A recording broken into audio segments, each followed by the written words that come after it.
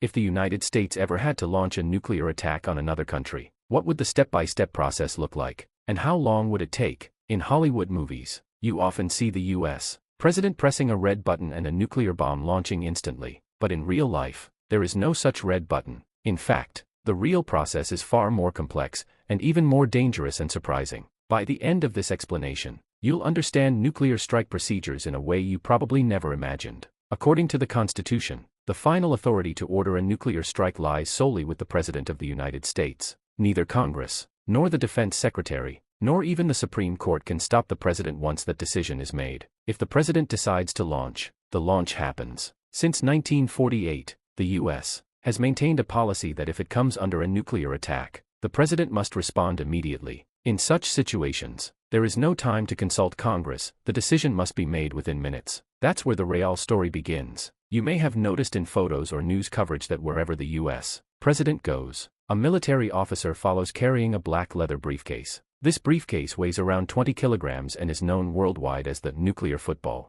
Whether the President is in the country, abroad, or traveling, this football is always with them 24/7. Interestingly, the U.S. doesn't rely on just one nuclear football. Typically, there are three, one with the President, one with the Vice President as backup, and one kept at the White House for emergencies. This ensures there is no interruption in command, even if leadership changes suddenly. Many people think the briefcase contains a launch button, but that's not true. Inside, there are documents and a crucial book known as the Black Book. This is essentially a menu of strike options, ranging from limited attacks to massive nuclear responses. Alongside this, the President carries something called the biscuit, a small plastic card similar to a credit card. This card contains secret authentication codes that verify the President's identity. These codes are updated daily by the National Security Agency. There have been several surprising incidents involving this card. In 1981, when Ronald Reagan was shot, his nuclear code card was found lying on the hospital floor. Bill Clinton reportedly misplaced his card for months, and Jimmy Carter once accidentally sent his card to dry cleaning.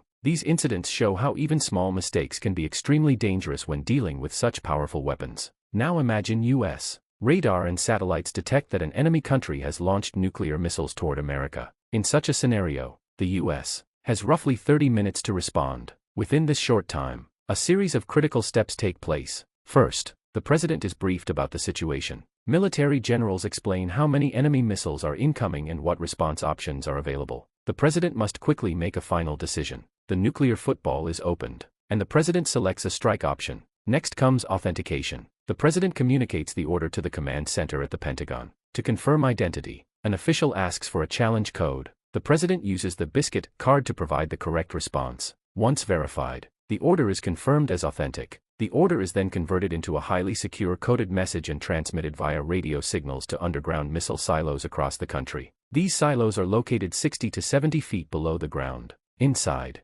missile officers receive the message and compare the codes with those stored in a secure safe. If the codes match, it confirms a valid launch order. Now comes the final safeguard, the two-man rule. This rule ensures that no single individual can launch a nuclear missile alone. Two officers must turn their keys simultaneously to initiate the launch. The keys are placed at least 12 feet apart, making it impossible for one person to operate both. Once both keys are turned at the same time, the system activates, the heavy silo doors open, and the missile launches into the sky. The U.S. stores its nuclear weapons in three main systems, known as the nuclear triad. This includes land-based missiles in underground silos, submarine-launched missiles aboard nuclear submarines hidden deep in the oceans, and air-delivered bombs carried by strategic bombers like the B-52 Stratofortress and B-2 Spirit. Among these, bombers are the only weapons that can be recalled after launch. As for the most powerful nuclear bomb ever created, it was the Tsar Bomba, developed by the Soviet Union in 1961.